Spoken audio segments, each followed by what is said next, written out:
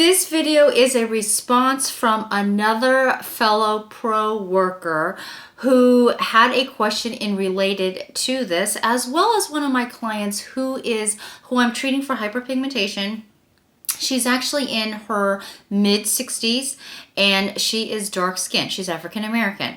And she said, how do I treat my hyperpigmentation? Is there any way we can treat that along with the anti-aging? So we're going to be talking about today understanding how to treat aging dark skin and versus aging light or fair skin, because it's although ultimately in the end on a molecular level they have a lot of similarities, there are some things that you do need to understand whether it's treating yourself or you are treating clients, and the differences between the two.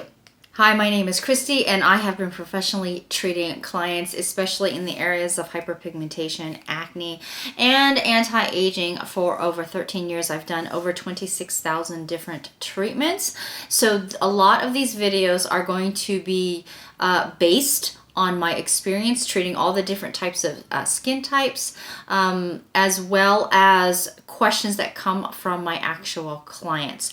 So first, I do want to say that most clinical studies that study aging are usually done by scientists who work for skincare companies. And because a lot of it does take money to fund these studies, it's usually because there is a great motivation, and that is because it's solving a problem. And so most of the studies are done on how to treat fine lines and wrinkles, because that is what most people will pay for, is the products that will help treat fine lines and wrinkles. Now, most people who have the fine lines and wrinkles, or the people who are in these studies, have fair skin. So mature, aging fair skin, the number one concern that was expressed among people who have mature aging skin is the fine lines and wrinkles. The most common concern for mature aging skin for dark skin tones is pigmentation related skin conditions, such as hyperpigmentation, which is usually melasma, solar lentigines, which are like age spots that are or freckles that are caused by the sun, paraorbital hyperpigmentation, which is typically the dark circles around the eyes, the line of demarcation of the face and the neck. So they're concerned about how to even that out. So when their face is darker than their neck, they want it to be more even.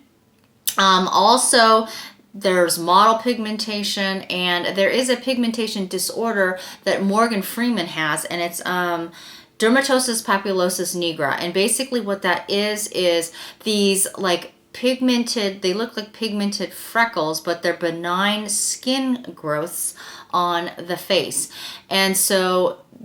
And that actually affects about 35% of Black Americans, including darker skinned Asians and darker skinned Polynesians. Now, there are 4 different categories of aging skin. I did a video series on the 5 stages of aging skin that you can look at, and it's not necessarily directly related to age, because you could be a stage 4 of aging skin and be younger, or vice versa.